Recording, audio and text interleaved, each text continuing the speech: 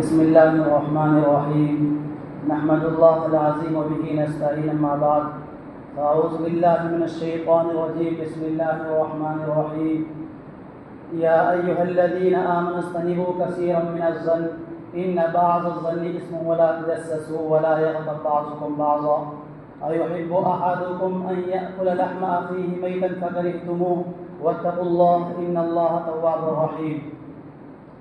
عن أبي هريرة رضي الله عنه قال قال رسول الله صلى الله عليه وسلم أتدرون ما الغيبة؟ قالوا الله ورسوله أعلم. قال ذكرك أخاك بما يكره. وفي رواية الغيبة أشد من الزنا صدق الله مولانا العظيم. دیکھو میرے پیارے بھائیوں، اللہ رب العزت کا بڑا فضل ہوا، بڑا کرم ہوا کہ اللہ رب العالمین نے شوال المکرم کے مہینے سے نوازا ہے۔ میرے عزیزوں، آج جو ہے شوال المکرم کی 26 تاریخ ہے اور اس مبارک مہینے کی پہلے ہی فضیلت بیان کر دی تھی۔ آپ حضرات کے سامنے پچھلے جمعے کے اندر حسد کا بیان کیا تھا۔ اللہ رب العالمین نے اپنی توفیق سے کہلوایا تھا، آپ نے بغور اسے سنا تھا۔ تو میرے بھائیوں، حسد سے ملتا جلتا جو بیان ہے، جو موضوع ہے، وہ ہے غیبت۔ میرے عزیزوں، غیبت کے نام سے ڈر لگتا ہے واقعتاً، اگر دیکھا جائے، سمجھا جائے تو غیبت کے اندر اتنی سنگینی ہے کہ اتنا ڈر لگتا ہے اس غیبت سے۔ میرے بھائیوں، عقل مند اور ہوشیار نہیں سمجھ سکتا ہے۔ جس سے اللہ رب العالمین پیار کرتے ہیں نا، اس کو اللہ رب العالمین غیبت والے گناہ سے دور رکھتے ہیں۔ میرے بھائیوں، یہ غیبت اللہ ماشاءاللہ کوئی ہی محفل بچی ہوگی، کوئی ہی آدمی بچا ہوگا، یہ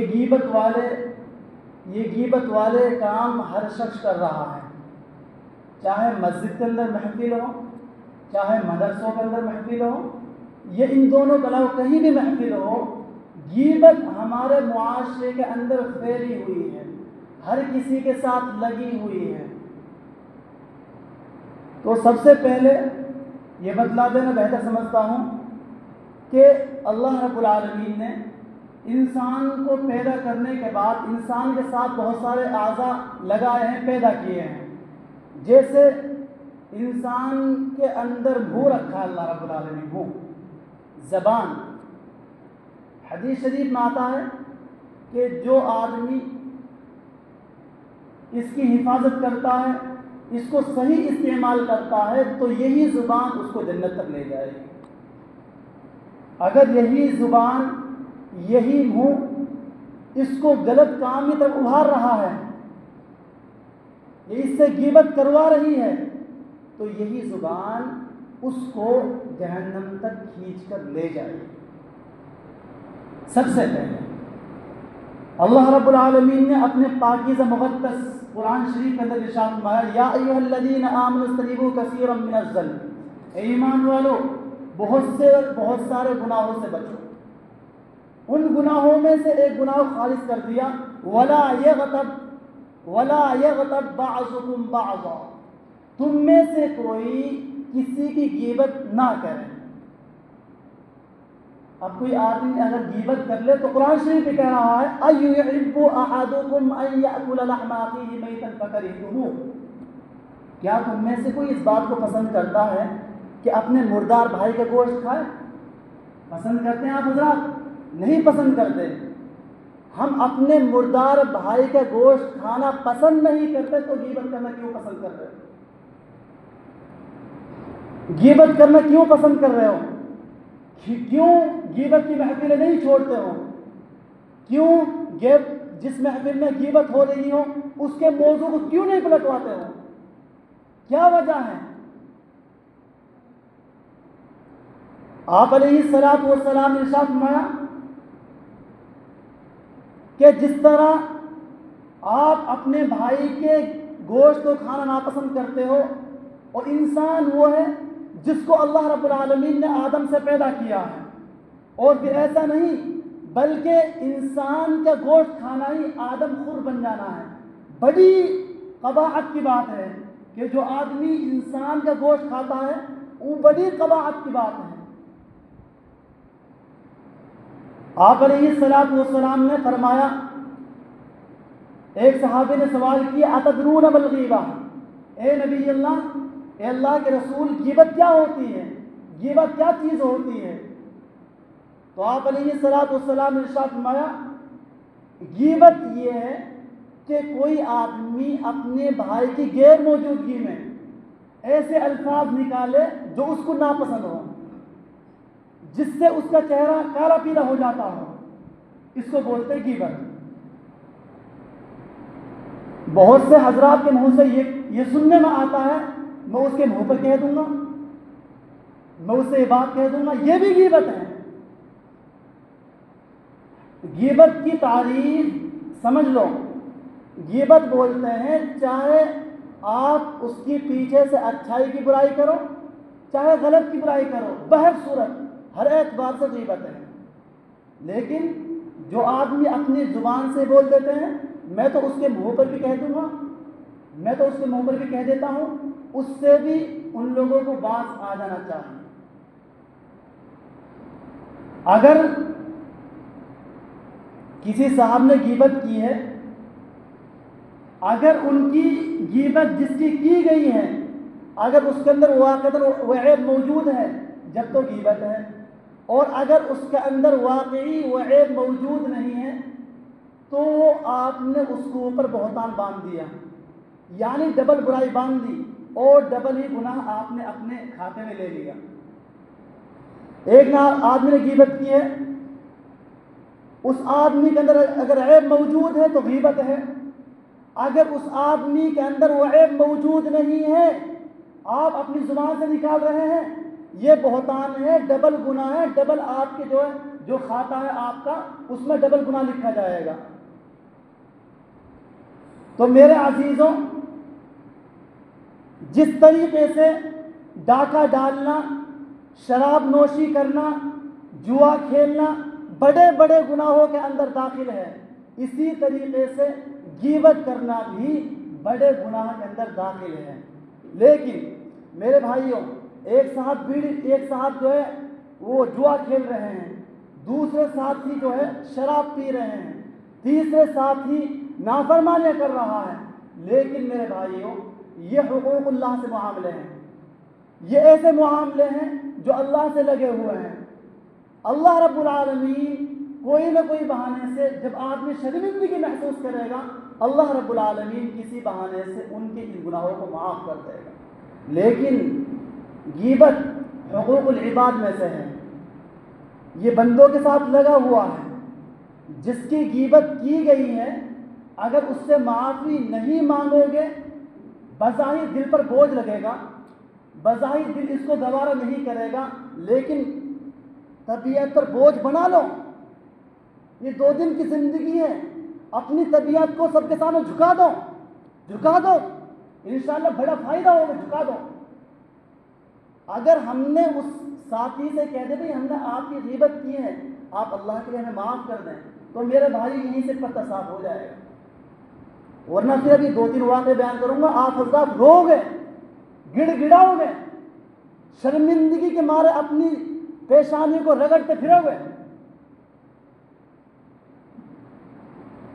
ان واقعات میں سے سب سے پہلے حضرت انس رضی اللہ عنہ فرماتے ہیں کہ ایک مرتبہ جب آپ علیہ الصلوۃ والسلام کو معراج پر لے جایا گیا، تو جب آپ ملأ اعلیٰ پہنچے، ملأ اعلیٰ اس جگہ کہتے ہیں جہاں فرشتے رہتے ہیں، جہاں فرشتے اللہ رب العالمین کے سامنے جھکتے ہیں، اللہ رب العالمین کے لیے طواف کرتے ہیں، اللہ رب العالمین کے لیے تسبیح کرتے ہیں، وہ ملأ اعلیٰ بولتے ہیں۔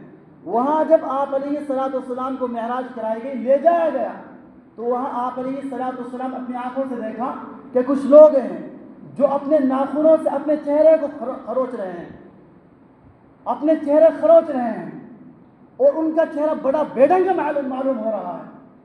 تو آپ علیہ الصلوۃ والسلام فرمایا، اے جبریل یہ کون لوگ ہیں، بتلائیے کون لوگ ہیں؟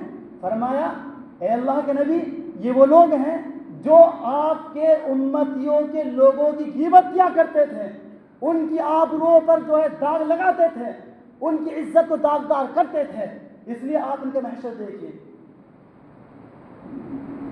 یہ آخرت کی بات ہے میرے بھائیوں. اللہ رب العالمین نے آپ علیہ السلام کو، جب آپ علیہ السلام سو رہے تھے، دونوں اعتبار سے اللہ رب العالمین نے جنت کی بھی سیر کرائی ہے، دوزخ کی بھی سیر کرائی ہے. اور آپ علیہ السلام کی دکھایا گیا ہے کہ یہ غیبت کرنے والے ہیں، ان کے چہرے بے ڈنگے معلوم ہو رہے ہیں.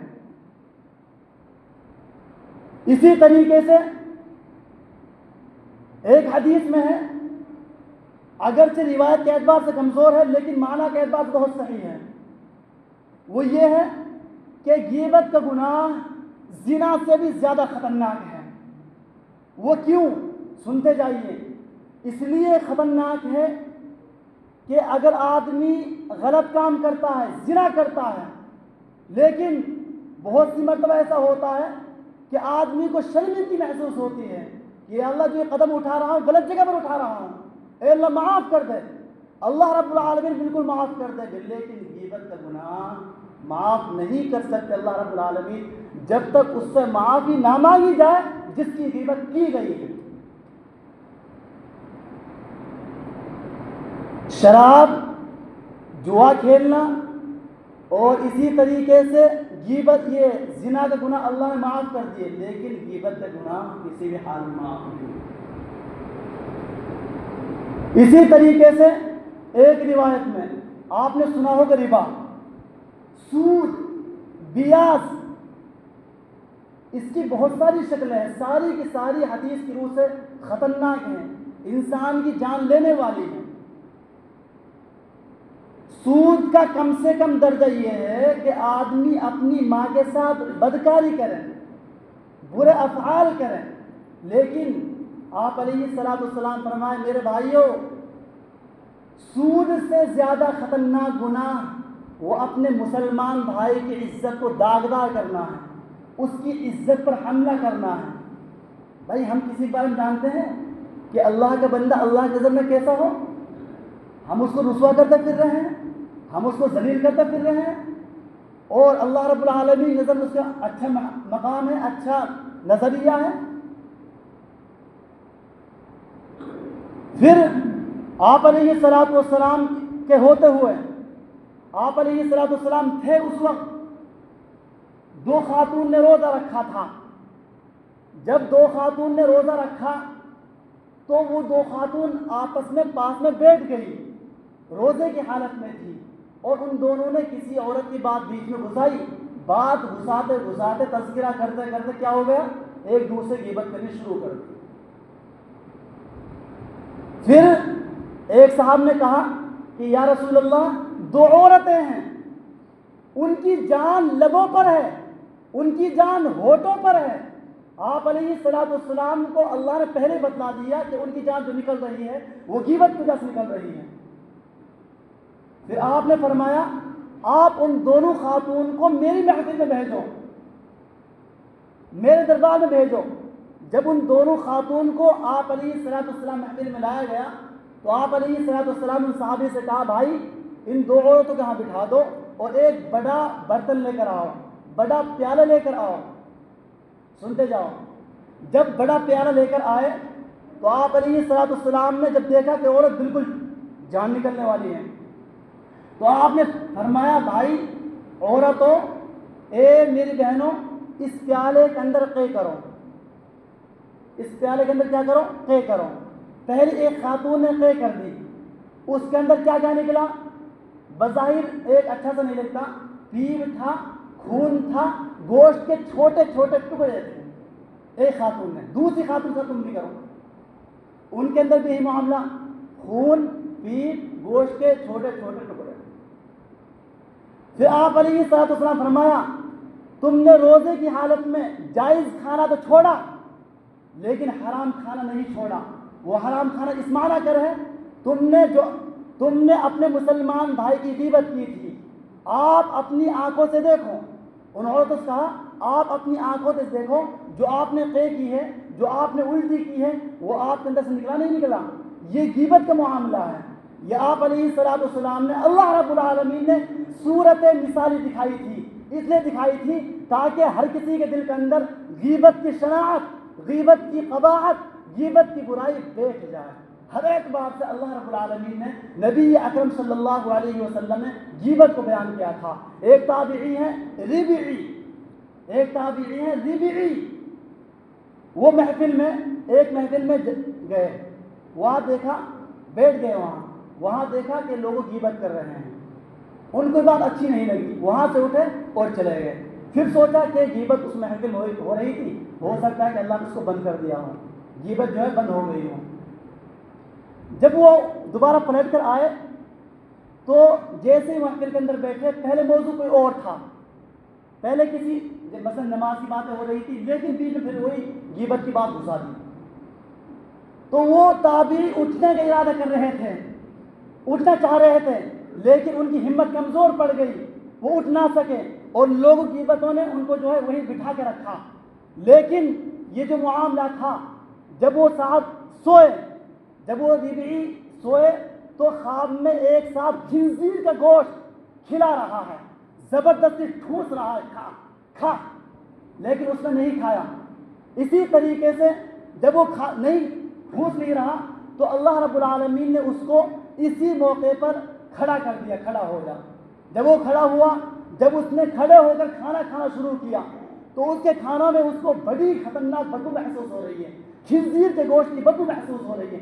1 دن تک نہیں، 5 دن تک نہیں، 10 دن تک نہیں، بلکہ مہینوں تک اس کے کھانوں میں خنزیر کے گوشت کی بدبو آتی رہی۔ میرے بھائیوں، یہ سب کس کے نتیجے ہیں؟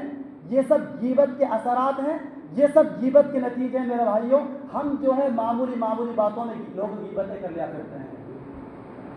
میرے عزیزوں، غیبت کرنا بھی حرام ہے، غیبت سننا بھی حرام ہے۔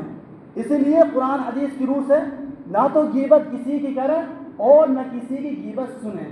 اگر صحیح معنی میں اللہ رب العالمین کو منہ دکھانا ہے تو نہ تو کسی کی غیبت کرنی ہے اور نہ ہی کسی کی غیبت سننی ہے۔ میرے بھائیوں، یہ تو جو ہے غیبت کرنے کے نقصانات ہیں، لیکن اگلے جمعے میں انشاءاللہ ایسے موضوع بیان ہوگا کہ کن کن موقعوں پہ غیبت کرنا جائز ہے انشاءاللہ۔ اس لیے میرے عزیزوں، میرے بھائیوں، غیبت بڑا سنگین گناہ ہے اللہ کے لیے۔ اپنے گریبان نظر ڈال کر دیکھیے، کوئی بھی ہو میرے بھائی، کوئی بھی ہو، بڑے ہوں، بوڑھے ہوں، عالم ہوں، غیر عالم، سارے اللہ کی نظر برابر ہیں۔ اس لیے جن بھائیوں کے اندر یہ بری لت گھسی ہوئی ہے، اللہ کے لیے اس کی اصلاح کرنے کی کوشش کریں، انشاءاللہ بڑا فائدہ ہوگا۔ یہ 2 دن کی زندگی میرے بھائیوں یہ تو گزر جائے، لیکن اللہ کو منہ دکھانا ہے۔ اللہ رب العالمین مجھے آپ کو صحیح معنی میں غیبت سے بچنے کی توفیق عطا فرمائے۔ جتنے ہمارے بھائی غیبت کرتے ہیں ان کو صحیح معنی دعوت تبلیغ کرنے کی توفیق عطا فرمائے۔ جن بھائی نے سنت نہ کریں سنت